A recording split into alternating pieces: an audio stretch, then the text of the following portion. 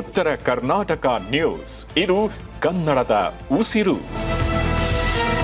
ಬಸವ ಕಲ್ಯಾಣವನ್ನ ಬರಪೀಡಿತ ಪ್ರದೇಶವೆಂದು ಘೋಷಣೆ ಮಾಡಬೇಕೆಂದು ಈಗಾಗಲೇ ಸರ್ಕಾರಕ್ಕೆ ಒತ್ತಾಯಿಸಲಾಗಿದೆ ಎಂದು ಮಾಜಿ ವಿಧಾನ ಪರಿಷತ್ ಸದಸ್ಯ ವಿಜಯ್ ಸಿಂಗ್ ಅವರು ತಿಳಿಸಿದ್ದಾರೆ.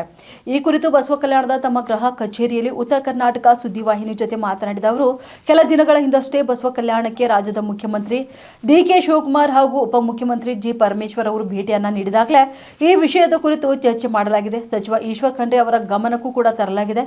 ಬೀದರ್ ಜಿಲ್ಲೆಯಲ್ಲಿಯೇ ಬಸವ ಕಲ್ಯಾಣ ತಾಲೂಕಿನಲ್ಲಿ ಅತಿ ಕಡಿಮೆ ಮಳೆಯಾಗಿದೆ. ಅನ್ನದಾತರು ಸಂಕಷ್ಟಕ್ಕೆ ಸಿಲುಕಿದ್ದಾರೆ. ಹೀಗಾಗಿ ಬಸವ ಕಲ್ಯಾಣವನ್ನ ಬರಪೀಡಿತ ಪ್ರದೇಶವೆಂದು ಘೋಷಣೆ ಮಾಡುವಂತೆ ಒತ್ತಾಯಿಸಲಾಗುವುದು ಎಂದು ಅವರು ತಿಳಿಸಿದ್ದಾರೆ.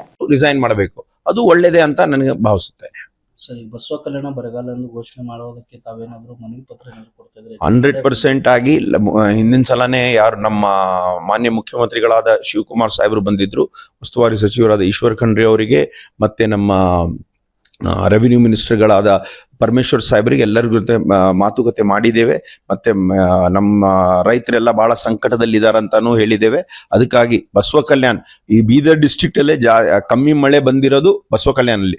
ಬಸವ ಕಲ್ಯಾಣಕ್ಕೆ ಫಸ್ಟ್ ಇದು ಡ್ರಾಟ್ ಅಂತ ಹೇಳಬೇಕು ಅಂತ, ಬರಗಾಲ ಘೋಷಣೆ ಮಾಡಬೇಕು ಅಂತ ನಾವು ಒತ್ತಾಯಿಸಿದ್ದೇವೆ. Thank you.